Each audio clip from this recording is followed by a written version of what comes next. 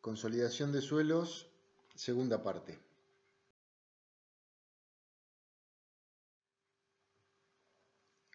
Este es el índice de los distintos temas que ya hemos visto. Todos los que están en negro ya los hemos visto en la primera clase, y en definitiva nos permitió entender lo que es la consolidación y terminar pasando por el ensayo y pasando por algunas correlaciones para determinar los parámetros, pasar por la curva de compresibilidad y finalmente llegar a poder predecir el asentamiento que se produce en un suelo fino, saturado, por consolidación primaria. Lo que nos queda, y vamos a ver en esta charla, es la evolución de la consolidación en el tiempo. Recordemos lo siguiente: si yo tengo un esquema como este, en el cual hay dos perforaciones que atraviesan este perfil estratigráfico, en el que hay un relleno superior, las verdes son las arcillas, las amarillas son arenas. Y hay una perforación en el cual hay piezómetros capaces de medir la presión neutra en la arcilla. Tengo una situación inicial que podría ser una situación marcada por la línea recta punteada, en donde veo que esa recta responde a un nivel piezométrico en la superficie y su crecimiento en función de la profundidad. Es decir, a cualquier profundidad, gamma del agua por Z me da la presión de poros inicial de este problema. Si ahora yo agrego una carga en la superficie, una carga nueva, y voy a ver y voy a hacer un seguimiento de lo que van midiendo los piezómetros en función del tiempo, voy a observar lo siguiente. En una primera instancia veo que hay un incremento de la presión neutra en las arcillas verdes. Ahí habíamos visto en la clase pasada que el nuevo equilibrio que tiene que generarse en el suelo para soportar la carga exterior nueva es a través de un incremento de presiones neutras. No hay posibilidad, como se trata de una arcilla de muy baja permeabilidad, no hay posibilidad de que el agua abandone los vacíos o salga de los vacíos de las arcillas rápidamente para lograr un incremento de presiones efectivas a través de un mejor contacto entre los granos. Por lo tanto, hay una situación inicial en donde el delta U, es decir, el incremento de presión neutra que es visualizado a través de lo que registran los piezómetros, se manifiesta a través de una curva que da el mayor valor de incremento de presión neutra. A medida que pasa el tiempo, digamos, acá estamos hablando de años, al año siguiente tengo menores incrementos de presiones neutras, al año siguiente tengo menores incrementos de presiones neutras, y finalmente la situación final de equilibrio es con un delta U, es decir, con un incremento de presión neutra igual a 0. Vuelvo a la situación inicial. Y les recuerdo cómo es la situación de ese nuevo equilibrio. Bueno, la situación de ese nuevo equilibrio en el cual la carga exterior sigue estando es a través del incremento de presiones efectivas.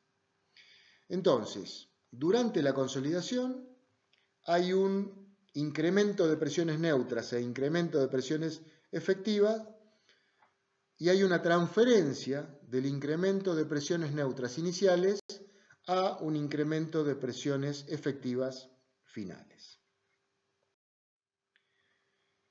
Analizando esta situación en el modelo que hemos visto en la clase pasada de considerar al suelo como un resorte que representa las presiones efectivas de contacto entre granos y un pistón con fluido que representa las presiones neutras del suelo, y una y unos orificios en esos pistones que permiten que el agua salga, podemos analizar la siguiente situación. Si yo tengo un estrato de suelo que tiene un espesor entre A y G,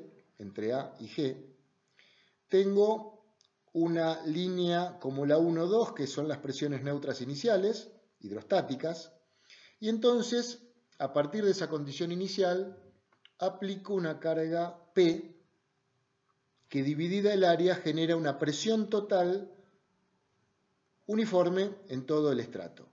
Esa presión total uniforme en todo el estrato tiene dimensiones de 2 a 4, ¿no? O de 1 a 3. Entonces, esta línea, la línea 3,4, es la presión total adicional generada por la carga P. Esa presión total adicional, ¿quién la toma? Bueno, es tomada, como dijimos, por el resorte en términos de presiones efectivas y por el pistón en términos de presiones neutras. Para que el resorte pueda tomar más carga se tiene que deformar, y para que se pueda deformar se tiene que ir el agua de este modelo. En el suelo real se tiene que ir el agua de los vacíos. Como es un suelo fino, son arcillas, ese orificio es muy pequeño y entonces requiere un tiempo que se vaya suficiente cantidad de agua como para llegar al nuevo equilibrio. Estamos incorporando, eso lo habíamos visto la clase pasada, estamos incorporando ahora que hay un espesor de arcilla en el cual se produce esta situación, y entonces hay una distribución vertical en la cual habrá sectores del suelo que están más cerca de un límite más permeable, una capa de arena o la superficie. En esa superficie, el agua sale más rápidamente que en el resto del suelo. ¿Qué quiero decir con esto? Que en el suelo AB, la situación es distinta que en el suelo FG. En el suelo AB, más rápidamente, el resorte empieza a tomar carga y el agua sale de ese suelo AB, es decir, se van disipando las presiones neutras. Entonces aparece una situación que acá se grafica escalonadamente, en donde los rayados son las presiones neutras en exceso para equilibrar la parte P, la carga P, y el resto es la carga P', ahí debería decir P', es decir, es lo que toma el resorte en este modelo. Con la profundidad, esta situación de que el resorte se empiece a dar cuenta que aparece una carga P, se da primero en los sectores del suelo en contacto con medios permeables que en el fondo, acá está pensado que en el fondo es totalmente impermeable. Entonces, estamos agregando la condición de que hay un espesor en el cual ocurre la situación que habíamos visto el otro día. Analicemos en este gráfico qué es lo que pasa en el tiempo, ¿no? ¿Qué es lo que nos ocupa? Yo tengo una muestra de suelo de espesor 2H. Primera aclaración. Nosotros, cuando calculamos el asentamiento total que sufre un suelo por consolidación primaria, nuestra fórmula era delta E por H sobre 1 más E0, ¿no? Lo hemos visto el otro día. El H de esa fórmula, ¿de dónde surgió? De relaciones volumétricas. Por lo tanto, ese H es el espesor completo del suelo. Hoy estamos analizando un segundo problema, que es la evolución en el tiempo de los asentamientos. ¿Cómo paso de asentamiento cero a asentamiento final delta H en un determinado tiempo? El H a considerar en los problemas de tiempos es como está dicho en esta figura.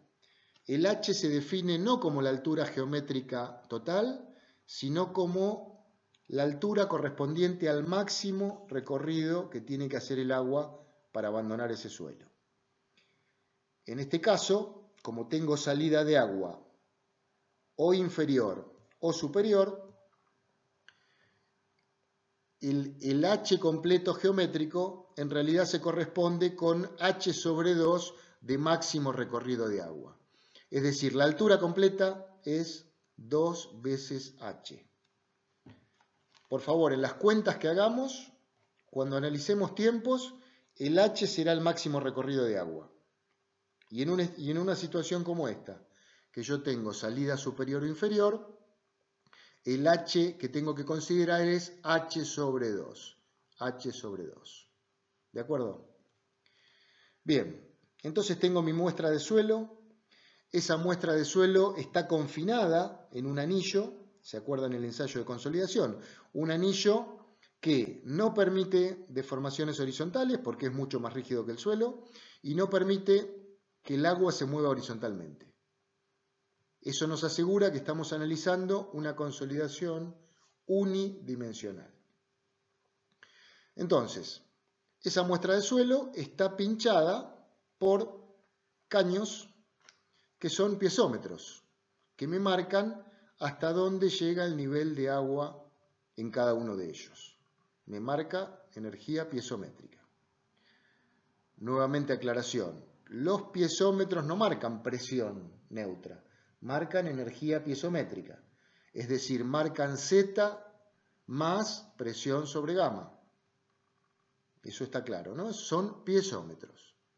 Entonces, esa muestra de suelo, alojada en un anillo, pinchada por piezómetros, está bajo agua, está saturada. Entonces, tiene todas las condiciones con posibilidad de desarrollar la consolidación.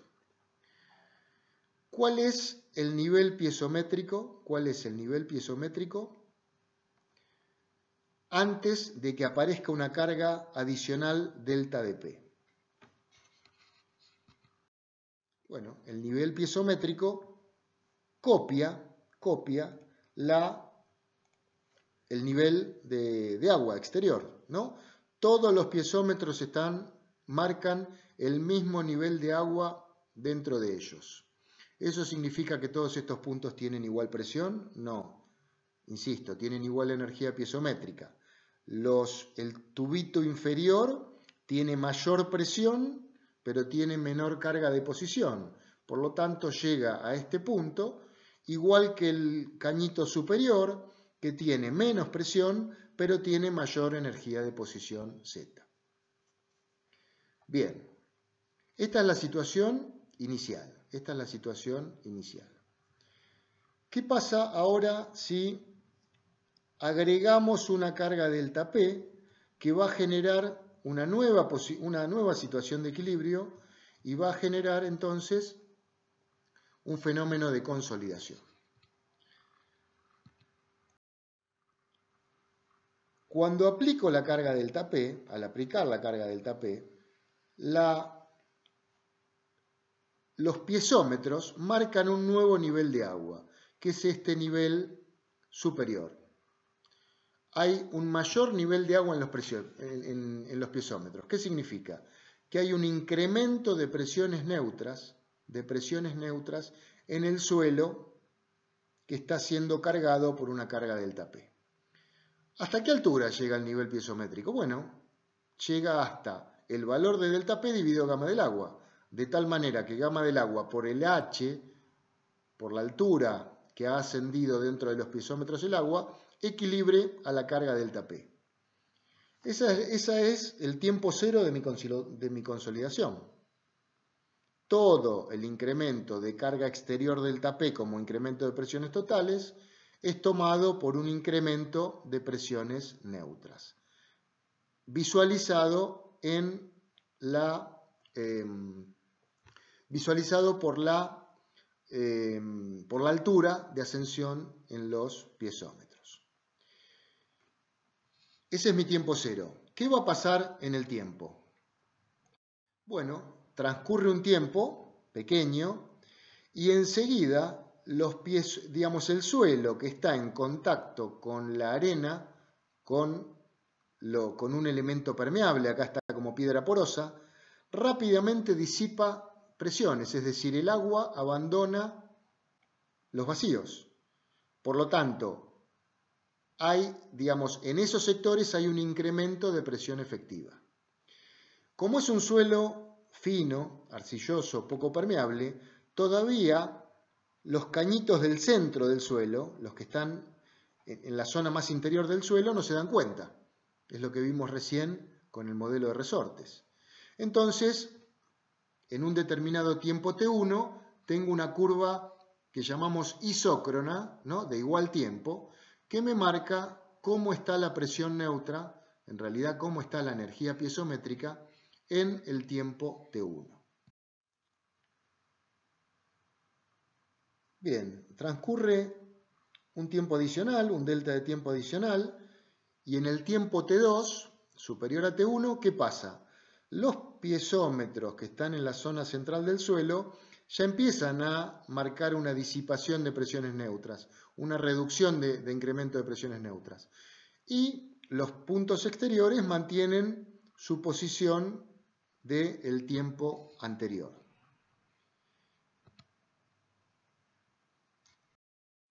¿Cómo termina esta, digamos, cómo es el equilibrio final de esta situación? El equilibrio final es: los piezómetros vuelven a la posición inicial, es decir, insisto con este concepto, al final de la consolidación primaria, sigue habiendo agua en el suelo, sigue estando el suelo saturado y sigo teniendo presiones neutras. Las presiones neutras no valen cero, no se va toda el agua de los vacíos, se va la cantidad suficiente como para tener el nivel de presiones neutras igual al nivel de presiones neutras inicial. Lo que se ha hecho cero es el incremento de presiones neutras, no las presiones neutras que tengo en esa situación. Como comentario, las curvas isócronas tienen esta forma del tipo parabólico, y estas curvas me dan entre FE, tengo la distancia que es equivalente a la distancia 2H. Digamos, ese es un recorrido en el suelo, geométrico. Y esta altura es carga. Por lo tanto, la pendiente de esas curvas son un delta de carga hidráulico dividido un recorrido. ¿Qué quiero decir con eso? Según la ley de Darcy, eso me da esa pendiente, la pendiente de estas curvas, evaluada como un delta H sobre un delta de recorrido, como un gradiente, eso me da la magnitud de la velocidad de escurrimiento. Y lo que puedo ver en estas isócronas, ¿qué es? Que en el centro del suelo tengo velocidad cero, es decir, el agua o se va para arriba o se va para abajo, y después hay un incremento de velocidad cuando me acerco a la salida. Eso también se puede ver, que es lo que se muestra en este dibujo, en este gráfico marcado como B. Ya analizado el tema conceptual de qué es lo que pasa en el tiempo, con las presiones neutras y las presiones efectivas durante la consolidación, tenemos que desarrollar alguna teoría que permita hacernos algunas cuentas con este tema, ¿no? Entonces vamos a desarrollar la teoría de la consolidación unidimensional. Un estrato de arcilla de espesor 2H, porque tengo arena arriba y arena abajo, es decir, el agua puede ir para arriba o para abajo, espesor 2H, un nivel freático superior a ese estrato de arcilla, es decir, ese estrato de arcilla está saturado, y aparecerá en determinado momento la carga delta sigma, la carga exterior, que generará un incremento de presiones neutras, respecto a la presión neutra inicial dada por el freático, que irá variando en el tiempo. Eso es lo que tenemos que poder pronosticar. ¿Cuáles son las hipótesis de esta teoría? Las hipótesis son suelo homogéneo, como siempre, suelo saturado al inicio, durante y al final de la consolidación. ¿Qué es lo que se deforma? ¿Qué es lo que se deforma en este esquema? Lo que se deforma es el conjunto del estrato de arcilla. ¿Los granos del suelo se deforman? No, los granos de suelo, los granos de cuarzo podrán tener un módulo de 100 gigapascales. ¿El agua se deforma? Es decir, ¿el agua contenida en los vacíos se deforma? No, podrá tener un módulo de 50 gigapascales. Lo que se deforma es el conjunto.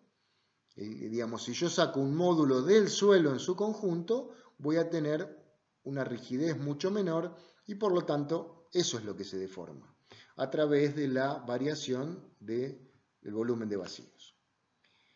Estamos analizando la consolidación unidimensional. ¿Qué quiero decir con eso? Que el flujo, el agua solo se mueve verticalmente y las deformaciones son solo verticales. Eso se ve muy gráficamente en un ensayo en el cual el suelo está alojado en un anillo de acero que es impermeable y es mucho más rígido y no se deforma. Vamos a hacer una hipótesis de relación lineal entre tensiones y deformaciones. Tensiones efectivas y deformaciones. Deformaciones evaluadas a través del cambio de la relación de vacíos.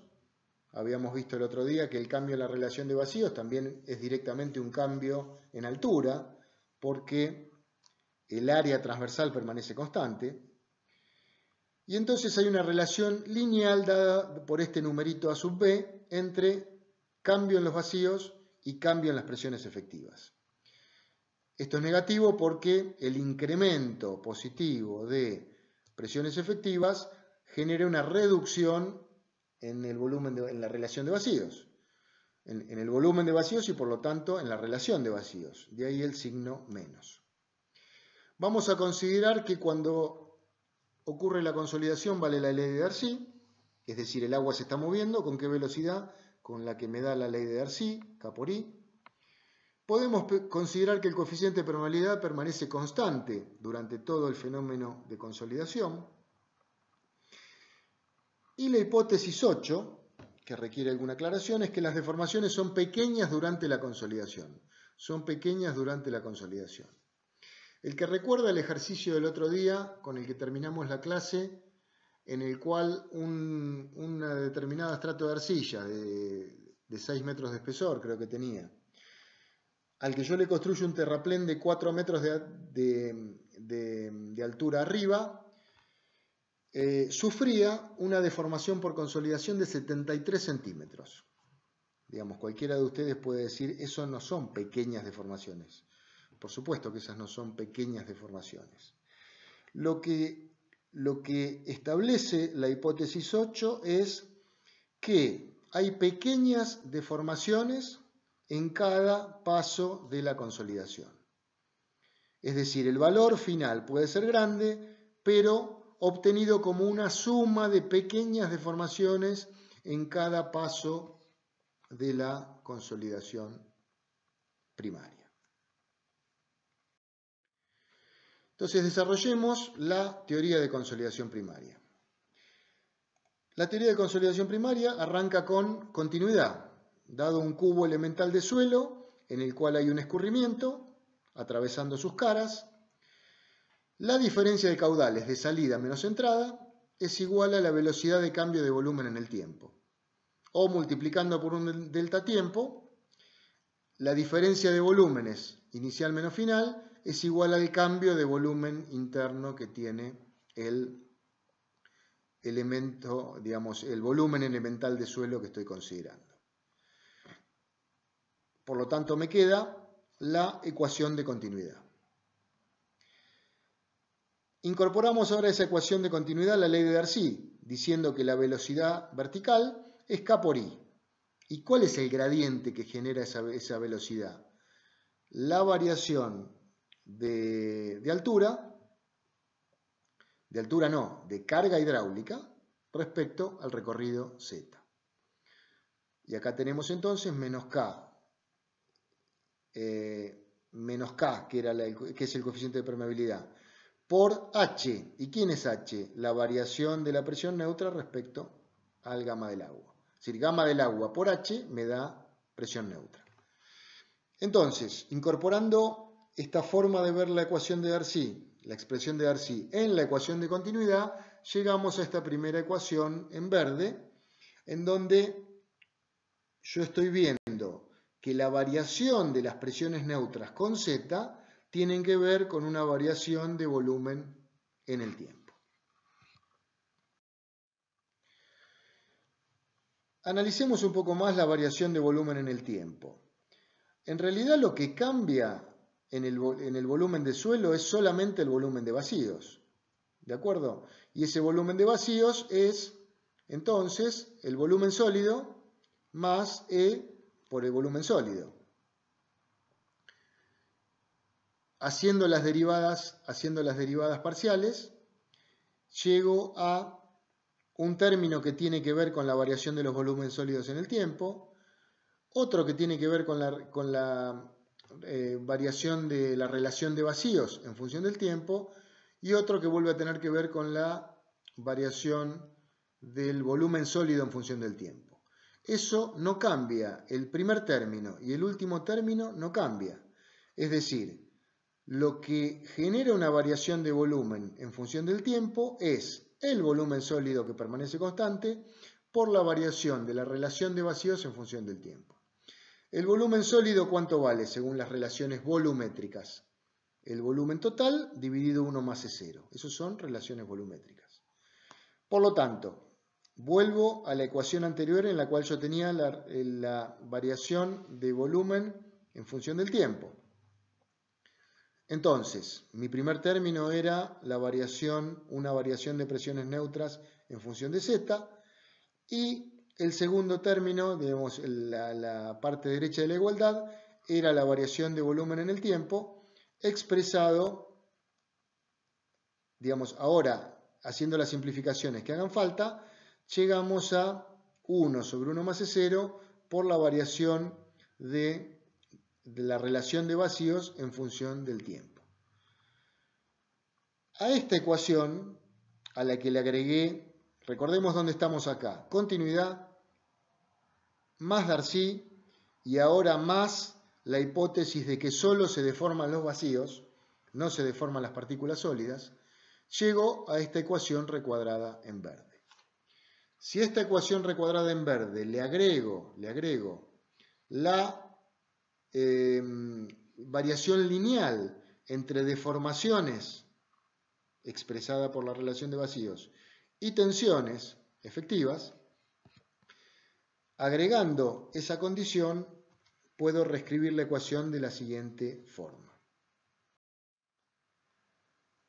Tengo entonces escrita la variación de presiones neutras en función de Z dos veces, más la variación de presión neutra en función del tiempo, expresada a través de un coeficiente que se llama el coeficiente de compresibilidad volumétrico, que es el A sub B que relacionaba tensiones y deformaciones, en realidad tensiones efectivas y relación de vacíos, dividido 1 más E0. En definitiva, ¿qué es el coeficiente de compresibilidad volumétrica? Es una inversa de un módulo de elasticidad, secante. Relaciona tensiones con deformaciones, en realidad deformaciones con tensiones. Incorporando entonces esta relación lineal, llegamos a la expresión de la ecuación diferencial de la teoría de consolidación unidimensional.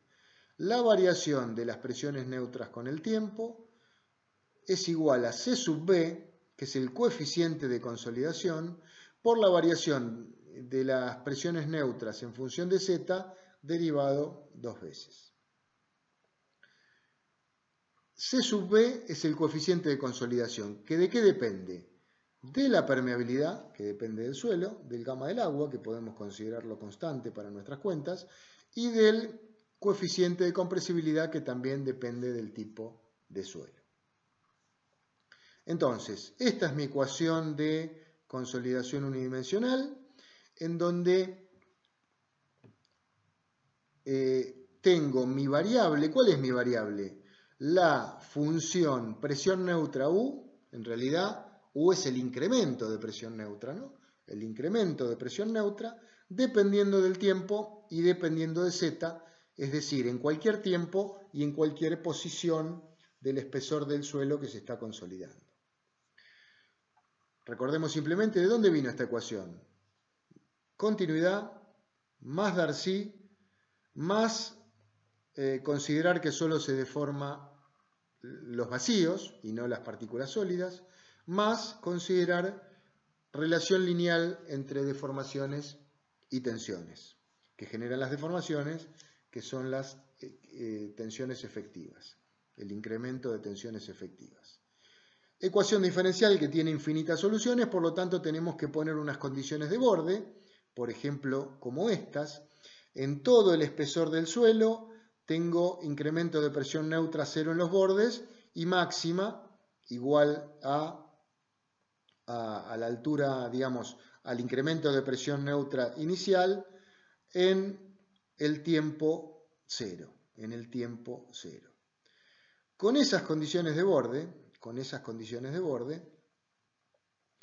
que me dan el delta U en función de Z y en función del tiempo, que son mis dos variables, puedo encontrar esta solución de la ecuación diferencial. Presión neutra, incremento de presión neutra, para cualquier Z y para cualquier tiempo. Digamos, dentro de este T sub B hay un factor de tiempo, que es el que vamos a usar porque tiene la enorme utilidad de ser adimensional. El factor de tiempo es C sub B por tiempo sobre H al cuadrado. Recuerdo que H es el máximo recorrido del agua, es decir, en este caso H sobre 2. Esto es adimensional. C sub B tiene unidades de metros cuadrado día, metros cuadrado minuto, es decir, distancia al cuadrado sobre tiempo. Entonces, ¿qué me da esta solución? ¿Cuánto vale la presión neutra en cualquier Z y en cualquier tiempo? En realidad nosotros no queremos llegar tan fino, es decir, nuestra preocupación es poder predecir aquel asentamiento total que habíamos calculado con la curva de compresibilidad, cómo evoluciona en función del tiempo. Y ahí no nos habíamos metido en cada elemento del suelo para ver qué pasa en cada Z del suelo. Entonces lo que vamos a hacer es hablar de un grado de consolidación. Ese grado de consolidación lo podemos definir o lo podemos ver de dos maneras. Hablar de un grado de consolidación evaluando cuánto van cambiando las presiones neutras, el incremento de presiones neutras, y entonces lo definimos como incremento de presión neutra inicial menos incremento de presión neutra en cualquier Z dividido el incremento de presión neutra inicial. Y esto me podrá dar, cuando el incremento de presión neutra es cero, ¿eso cuándo ocurre? Cuando terminó la consolidación primaria. ¿No? Se disipó todo el incremento de presión neutra. En ese caso este numerito vale 1. Estoy con la consolidación completada. Cuando el U sub Z vale el U sub 0, es decir, tengo toda la presión neutra, todo el incremento de presión neutra desarrollado. ¿Eso cuándo ocurre? En el inicio de la consolidación. En ese caso esto vale 1, 1 menos 1, 0. Es decir, este número me dice, si vale 0, arrancó la consolidación primaria, si vale 1, finalizó la consolidación primaria. Eso vale para cualquier Z, Si nosotros ahora hacemos una integración en todo el espesor, lo que hacemos es obtener una especie de promedio de lo que le pasa a todo el espesor del estrato que se va a consolidar. Y eso es lo que nos interesa de alguna manera. Entonces, a la solución anterior que yo tenía dependiendo de U, digamos, tenía U dependiendo de Z y de tiempo, lo que hago es integrar ese valor de presión neutra entre 0 y 2H. Con eso me independizo y lo divido por la altura total. Con eso me independizo del Z, porque estoy sacando una especie de promedio. Me está quedando acá solamente la variable tiempo. Lo que tengo acá expresado entonces es el grado de consolidación en función solamente del tiempo, que es lo que vamos a utilizar. Acá en rojo está recuadrado la otra manera de evaluar el grado de consolidación. El grado promedio de consolidación, el U. Ese U, que es un promedio del U sub Z, ¿no? Reitero, otra forma de evaluarlo, que es mucho más útil, es como un porcentaje que me da cuánto del asentamiento total que yo voy a obtener cuando termine la consolidación primaria, que es la foto de la curva de compresibilidad, cuánto de ese asentamiento final total voy a obtener en cada tiempo t. Entonces, nuevamente, cuando U vale 0, todavía no tengo asentamientos por consolidación. Cuando U vale 1, mi asentamiento, digamos, estoy en un tiempo en el cual mi asentamiento es igual al asentamiento final. Terminó la consolidación primaria. Entonces, la respuesta de esa ecuación diferencial, con esta consideración de sacar un promedio en toda la altura, esa solución es la que tengo acá recuadrada, en la que tengo grado de consolidación, expresada en definitiva en el porcentaje del asentamiento que tengo en cada tiempo dividido el asentamiento total, dependiendo ahora de T sub B. Ya no tengo el Z dando vuelta como variable, solamente tengo el tiempo que está introducido en T sub B. Esta es la solución de la ecuación diferencial de la teoría de la consolidación unidimensional que voy a usar para mis cuentas. Acá del manual del Army Corps está extraído distintas soluciones que me dan T sub B dependiendo del grado de consolidación. Esta tabla es la solución anterior, con distintos casos de condiciones iniciales. Esto es un tema matemático referido a que la ecuación diferencial admite infinitas soluciones. Con estas condiciones iniciales y de borde encuentro distintas soluciones. Esto es para que vean que está disponible cualquier solución para cualquier condición inicial. Resumamos entonces qué es lo que tenemos en este momento. En este momento tenemos una solución, o la solución, de la teoría de la consolidación unidimensional para una determinada condición de borde. Pensemos en esta condición de borde. Tenemos presión neutra inicial, incremento de presión neutra inicial, constante en toda la altura de la capa. Para esa condición de borde y esa condición inicial, tenemos esta solución expresada en U dependiendo de T sub B, en esta tabla, o en U dependiendo de T sub B en estas ecuaciones. Simplemente esta ecuación es para grado de consolidación menor que 0,6, esta es para mayor de 0,6, esta vale para cualquier grado de consolidación. Y si no, tenemos una curva graficada de grado de consolidación entre 0 y 100, dependiendo de T sub B en escala logarítmica.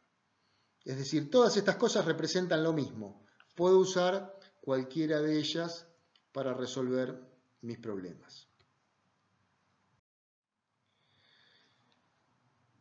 La solución de la teoría de la consolidación unidimensional es la solución de una teoría que es válida para cualquier tipo de arcilla, ¿no? Para cualquier tipo de arcilla que yo esté considerando.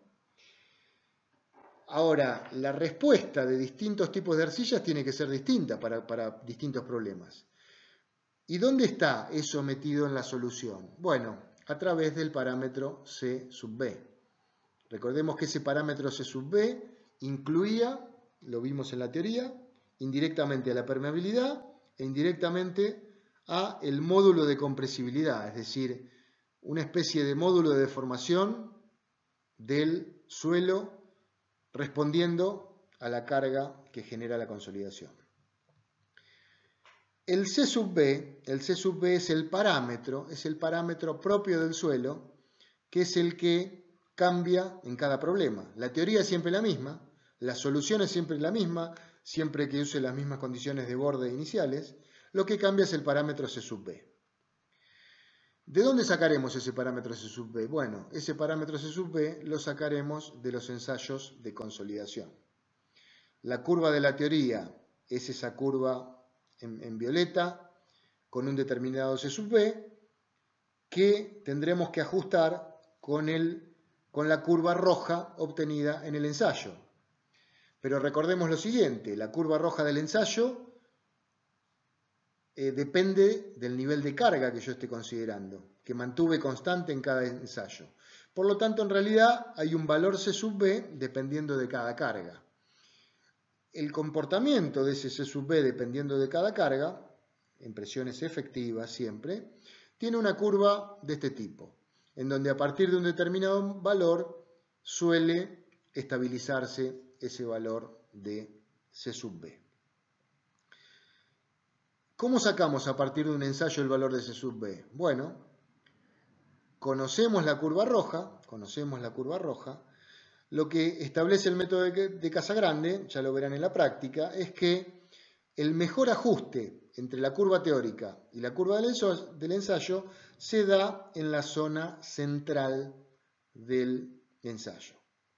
Entonces lo que hacemos es adoptar el 50% de grado de consolidación, conocemos el T sub B de la solución de la teoría y entonces en el ensayo conocemos la altura de la probeta, conocemos el C sub B, conocemos la altura de la probeta, conocemos el T sub B que es 0,197 y entonces sacamos del ensayo el tiempo del 50% y eso nos permite calcular el C sub B a partir de un ensayo.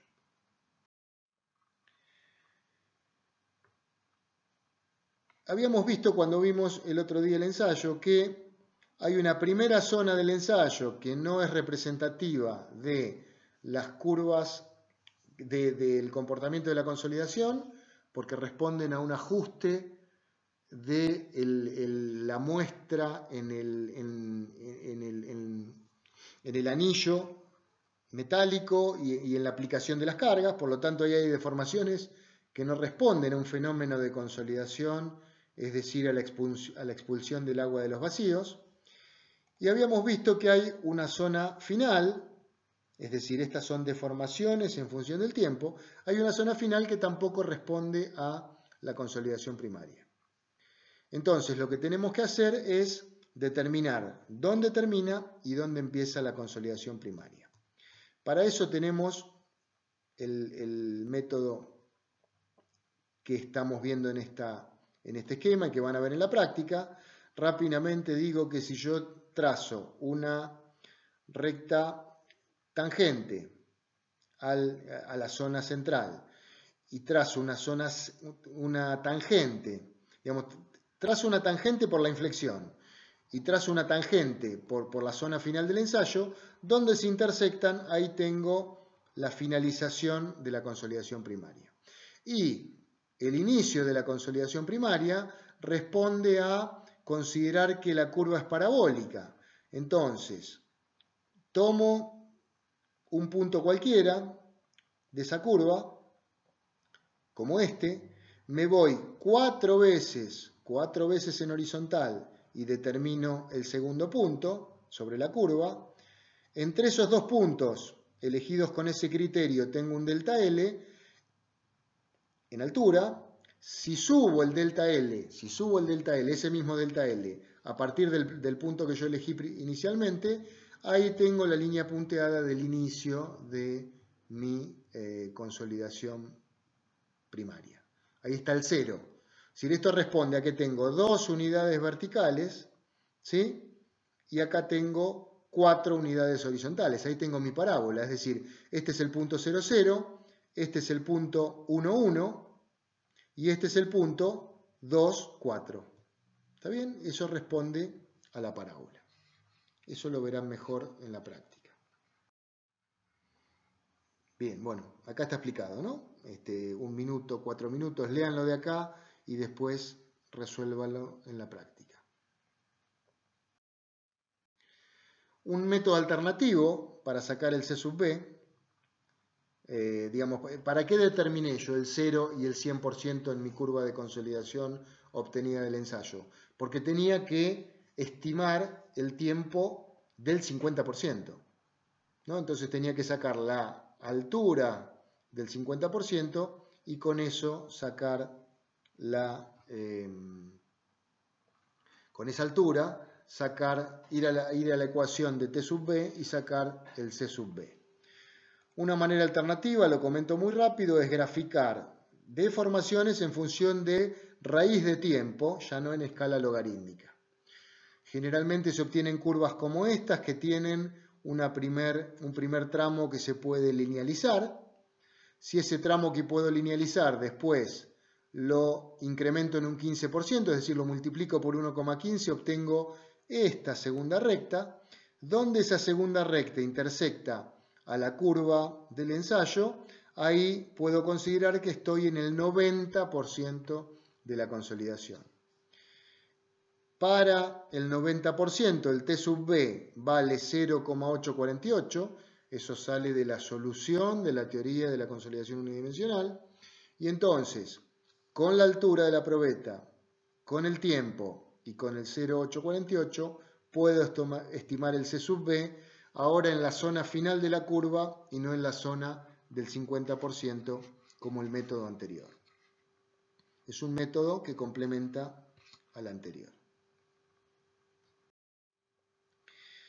El valor de C sub B, entonces, que es el parámetro con el que ajustamos la solución de la teoría de la consolidación unidimensional para nuestro problema. Recordemos que en la clase anterior la curva de compresibilidad tenía 3 parámetros que la caracterizaban, ¿no? La carga de preconsolidación, que era el quiebre de comportamiento de deformaciones menores a deformaciones mayores, y las pendientes, ¿no? C sub C y C sub S. Esos parámetros se obtenían con un método gráfico a partir de las curvas de ensayos. De ahí sacábamos entonces valores para nuestro suelo y también teníamos unas numerosas correlaciones, ¿no? Que nos daban parámetros sin hacer el ensayo. Reitero el concepto, deberíamos usar las dos cosas. Los ensayos con su enorme ventaja de trabajar con el suelo de nuestra obra y con el problema, con la dificultad de tratarse de un volumen muy reducido y de una muestra que siempre tiene alguna alteración, por más cuidadosos que seamos, y las correlaciones que tienen la enorme ventaja de tener un montón de ensayos y datos de obra que las respaldan, pero tienen la enorme desventaja que no son estrictamente de nuestra obra. Entonces, los dos elementos para sacar parámetros, esto vale para cualquier tema de geotecnia, deben ser cuidadosamente sopesados, es decir, evaluados con criterio para la adopción del rango en el cual nos movemos con nuestros parámetros en cualquier problema geotécnico. En particular, ahora estamos viendo el C sub B. Entonces, existen correlaciones acá sacadas del manual del Army Corps, en donde tengo C sub B, coeficiente de consolidación, en función del límite líquido. Para muestras en estado virgen para muestras en muestras remoldeadas, ¿no? Habíamos visto que, por supuesto, las muestras remoldeadas tienen mucha menor calidad que, o más que menor calidad, están alteradas. Por lo tanto, el valor que yo obtengo tiene digamos, un mayor cuidado para su utilización. Bien, y para terminar estas charlas, retomemos el problema con el que terminamos la clase previa, en el cual habíamos establecido que 6 metros de una arcilla normalmente consolidada, a partir de la construcción de un terraplén de 4 metros de altura, sufría un asentamiento final, cuando terminaba la consolidación primaria, de 73 centímetros. Esto, recuerdo que para hacer este cálculo habíamos usado un coeficiente C sub C, que es representativo de la curva de compresibilidad, en este caso para un suelo normalmente consolidado, es decir, la carga de preconsolidación es igual a la carga actual. Es decir, ese suelo nunca fue sometido a cargas superiores a las cargas actuales. Entonces, C sub C por el delta de las cargas en esa curva de compresibilidad, en escala logarítmica, me daban el delta de E. Esa variación de la relación de vacíos por H sobre 1 más E0, según las relaciones volumétricas de un suelo saturado que solo tiene modificaciones verticales con área constante, eso me determinan el delta H. Entonces, esta ecuación es relaciones volumétricas. Este corchete es curva de compresibilidad. Con esas cuentas, acá consideramos 73, digamos, habíamos calculado 73 centímetros de asentamiento por consolidación primaria. En esta fórmula, para calcular el asentamiento, hay un H. ¿Qué H va en esta fórmula? El H completo del estrato. Analicemos ahora lo que queremos poder pronosticar. ¿Cuánto valen en función del tiempo esos asentamientos? ¿Cuánto valen en función del tiempo esos asentamientos? Analicemos esta situación. 6 metros de arcilla y debajo un manto impermeable. El agua solamente puede irse superficialmente. Entonces, lo que yo tengo que predecir es una curva de deformaciones delta H en función del tiempo. ¿Qué elemento tengo para poder hacer estas cuentas? Bueno, la solución de la teoría de la consolidación unidimensional aplicada a este problema a través del coeficiente C sub B, que era un dato del problema, obtenido de ensayos, comparado con correlaciones y finalmente adoptando ese valor. Si nosotros, digamos, una forma de hacer esto es definir un porcentaje de consolidación, de grado de consolidación, ese grado de consolidación evaluarlo como el delta H del tiempo t dividido el delta H total final. ¿Y qué significa eso en nuestras cuentas? Un grado de consolidación del 50% se corresponde con 50% de los 73 centímetros finales. Acá tengo los 36,5 centímetros. ¿Está bien? Adopto un U y con eso calculo el delta H. Si yo adopto un U, un grado de consolidación, voy a las ecuaciones, a la tabla o a la curva y con eso, entrando con el U, saco el T sub B, el T mayúscula adimensional. Esta columna entonces surge de la solución de la teoría de la consolidación unidimensional. Ese T sub B es C sub B por el tiempo sobre el H al cuadrado. C sub B por el tiempo sobre el H al cuadrado. Entonces, si yo conozco el T y conozco el C sub B y conozco el H, ojo que este H puede ser distinto. ¿Cuánto vale este H en este momento? Vale los 6 metros porque el máximo recorrido de agua coincide con la altura geométrica del manto. Entonces, por ejemplo, cuando tengo 36,5 centímetros de asentamiento, ¿en qué tiempo se produce eso? Bueno, para 0,197 dividido 0,005 centímetros cuadrados sobre segundo y por 6 metros al cuadrado. Compatibilizando unidades, eso me da un tiempo de 1642 días, es decir, aproximadamente en el orden de 4 años, ¿no? Fíjense los tiempos que estamos en los que se da este fenómeno de consolidación. Eso que hice para el 50%, correspondiente con 36,5 centímetros, lo hago en otras escalas de porcentaje de consolidación y por lo tanto de asentamiento finalmente obtenido. Ahora, ¿qué pasa si este mismo problema hubiera ocurrido con digamos, lo que estoy cambiando es el suelo inferior al estrato de arcilla, es decir, ese suelo es un manto permeable que admite que el agua también salga a través de él. Primera cuestión, ¿hubieran cambiado los 73 centímetros de asentamiento total? No, la curva de compresibilidad del suelo hubiera sido la misma.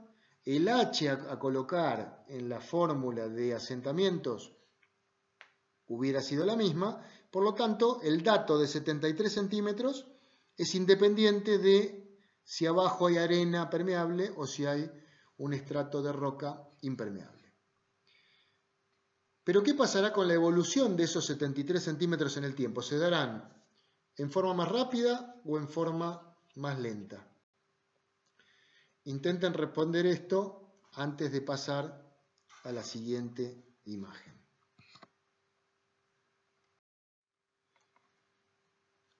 Antes de hacer ninguna cuenta, tendremos que pensar que conceptualmente al agua le va a ser más fácil salir del estrato de arcilla, que es lo que genera físicamente la situación para que se produzca la consolidación. Por lo tanto, los asentamientos se darán en forma más rápida, ¿Cómo detectamos eso? ¿Cómo surge eso matemáticamente? Adoptamos los mismos porcentajes que en la cuenta anterior, obtenemos los mismos delta H que en la cuenta anterior, recordemos, para el 50%, 36,5 centímetros. La solución de la teoría de la consolidación unidimensional es la misma, 0,197, pero cuando vamos entonces a sacar el tiempo asociado a los 36,5 centímetros, acá ponemos el mismo C sub B, es decir, en el ensayo del C sub B no depende de si hay escurrimiento hacia una cara sola o hacia las dos caras, el C sub B es el mismo, el T sub B es el mismo, pero ¿qué es lo que cambia? Lo que cambia es el H al cuadrado, En este caso, el H que hay que poner en estas cuentas es el máximo recorrido de agua, por lo tanto es menor que en el caso anterior. Son 3 metros al cuadrado. Y entonces el tiempo, ¿se acuerdan que antes habíamos dicho del orden de los 4 años? Ahora estamos en 410 días, estamos cerca de un poco más de un año. Es decir, las condiciones de borde me cambian la velocidad en la que se producen los asentamientos, pero no me cambian el valor final, el valor total que se produce por consolidación primaria. Es decir, acá surge un tema muy importante. Entonces, si yo quiero, manejar ingenierilmente, no en una obra, los asentamientos por consolidación primaria, ¿los puedo reducir? ¿Los puedo reducir el valor del asentamiento? No. Salvo que haga algún tratamiento intensivo modificando las condiciones de este suelo, ya sea por reemplazo, por algún tratamiento de inyecciones o digamos, o haciendo algún tratamiento que en definitiva cambie el suelo. Si yo no cambio el suelo, el asentamiento final va a ser el mismo. Pero lo que sí puedo hacer con tratamientos no tan agresivos es modificarle los tiempos, es decir, acelerar los tiempos compatibles con mi obra, de tal manera de acelerar los asentamientos por consolidación para que puedan producirse en un tiempo menor compatible con la obra. Ese es un tema que veremos en Geotecnia 3.